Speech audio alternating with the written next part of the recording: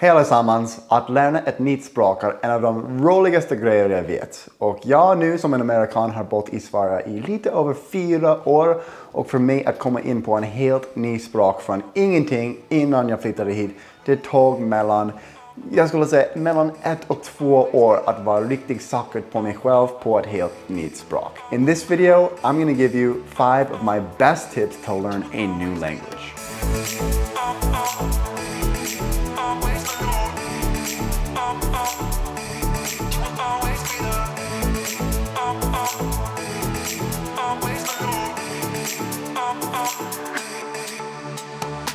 Tip number 1 is to leave your comfort zone. Being in a country like Sweden, and pretty much any country in Scandinavia, everybody is really good at speaking English. So if English is your native language, when you come to a country like Sweden, you don't even need to learn Swedish to be able to communicate with the locals here. This means that learning a language like Swedish, it really has to come from your own desire to want to learn it. And for me, I've always been very fascinated with different cultures. Having parents with German and Italian ancestry, I was always very fascinated with Europe. I also spoke a bit of German before moving to Sweden, and I think because of that, I was always innately curious with learning Swedish. I was always comparing the similarities between Swedish and German, and actually from speaking to people that have worked as SFI instructors, they say that the people that move to Sweden that have the easiest time learning the language are actually German speakers. So it's always very interesting to me, but coming back to the main point here is that you need to push yourself and be interested in it, and you have to be willing to go outside of your comfort zone. Because if you're surrounded by people that speak your native language, you actually have to push yourself and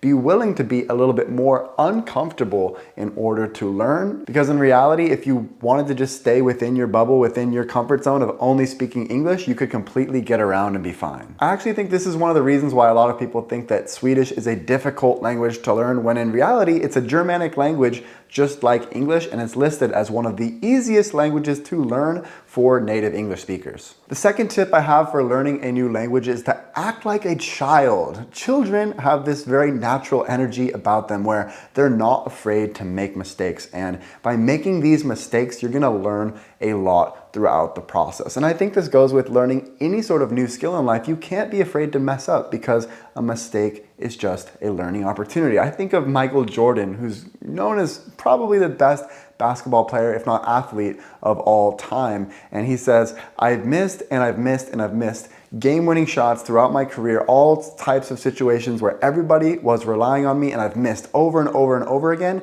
and that is why I ultimately succeeded. Don't get down on yourself when you make mistakes, and just realize that that is part of the learning process, and have this childlike curiosity about you and willingness to fail and learn, and that's gonna help you improve. And I think for me, one of the biggest factors in learning Swedish so quickly was working around kids. My first year in Sweden, I was a teacher, and I was put in a situation where the kids' English wasn't as great as the adults in Sweden, and so I wasn't afraid to make those mistakes and force myself to speak their language because that was easier for them to understand. But at the same time, being around that energy of in an environment where everybody's learning and making mistakes all the time with both languages, it made me feel like I was not nervous to mess up. And I think that is the type of mindset that you want to develop. Whereas maybe if I had been around adults all the time, I'd be maybe a little bit more hesitant to speak when they speak my language so well. But just go on with that attitude, don't be afraid to mess up, and you will improve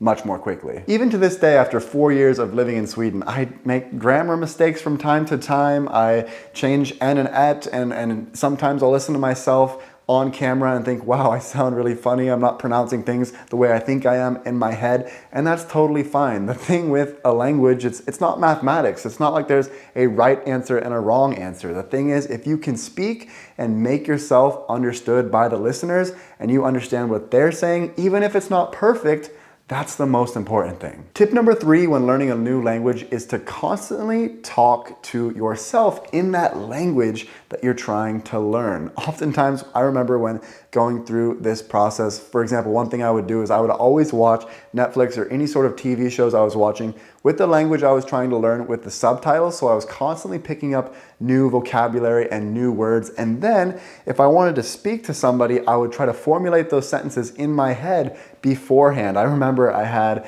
a meeting with the immigration office here in Sweden, and I really wanted to impress them. I had been in Sweden for 6 months, and I would be thinking about the questions that I wanted to say beforehand, because when you're learning a new language, it really takes time. You really are like thinking about, okay, what's the word for this? Oh yeah. What's the word for this? Oh yeah. And you're starting to build together. And I think that's one thing that comes with time, is you start to make those connections in your brain and speak more fluently without thinking about it. But in the beginning, you really have to put a lot of time and thought and effort into formulating sentences. And if you're having these conversations with yourself in your head, maybe you start with your native language and you think, okay, how would I say that in the language that I'm trying to learn? You can start to find some words here, some words there, and start to put together the connections. And just always having that mindset and curiosity about the language is really going to go a long way. And because I'm a naturally curious person, whenever I would go somewhere and see a sign in Swedish or an advertisement in Swedish, I'd always be curious, okay, what is this trying to tell me? What do these things mean? And everything became sort of exciting because I was passionate and enthusiastic about the learning process. I would try to decipher what all the things meant and open up Google Translate on my phone, which is a great resource, and learn new words that way. And when you're surrounded by the language and you start to pick up those contexts for the different words and what's happening, your brain will start to absorb it much more quickly. And that leads to my next point in the video, which is maybe the most important point out of the 5, and that is to surround yourself with the language that you're trying to learn. Here's a perfect example. For the past 6 months, I've been trying to learn Spanish. Spanish is a language that's spoken all over the world, in parts of the United States and all throughout Central and Latin America. And then of course in Europe, we've got Spain. And being a Romance language, it's very closely related to other languages in the south of Europe, like Italian, like Portuguese, and all of these things. And I want to push myself and learn more languages to be open to new experiences and new cultures and all of these sorts of things. And my language learning journey with Spanish has been much more difficult because I'm not in a Spanish-speaking country. So the number one way to actually learn a language is to be surrounded by it. Move to that country, be immersed and surrounded by it, and your brain will constantly be picking up things. For example, just being on a 1-week trip in Barcelona, I felt like I learned more Spanish in that 1 week than I did in an entire month of studying Duolingo. And from studying Spanish for around 6 months, I can totally see the difference of where my level of Spanish is after 6 months versus Swedish after 6 months, because I was living in Sweden and I was constantly surrounded by it. And I had that confidence in myself that I could start conversations, I could make myself understood with Swedish, whereas I feel like with Spanish, to get to that level, I really need to spend more time being surrounded by it. And the 5th and final tip I have for you guys when it comes to learning a new language is to make it a fun experience. Our brains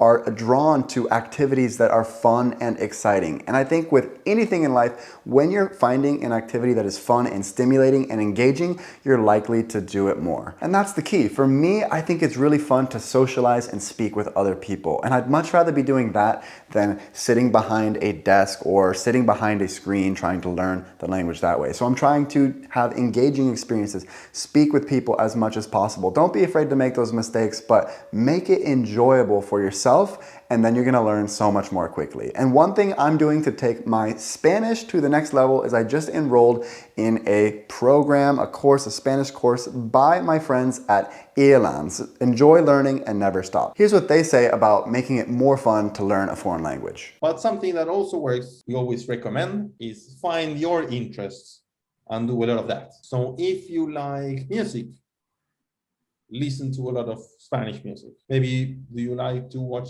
TV series? There's a lot of TV series on Netflix nowadays in Spanish, and you can switch the subtitles from Spanish to English to whatever. If you're interested in learning Swedish, ELANS Swedish has Swedish courses for native English speakers, and I'll have their links below. I do get a small affiliate commission if you decide to take their courses, and I myself are going to be taking some of their Spanish courses, learning Spanish from Swedish. I'll also link those ones down below, including the course that I will be taking. With that being said, I wish all of you guys the best of luck in your language learning journey with whatever language you are trying to learn. I know for me, it's one of the most fulfilling and enjoyable skills that you can learn, and it completely opens up the door to more countries, more cultures, and it makes life so much more interesting. Thanks for watching this video, guys, and I really hope to see you guys in another video soon.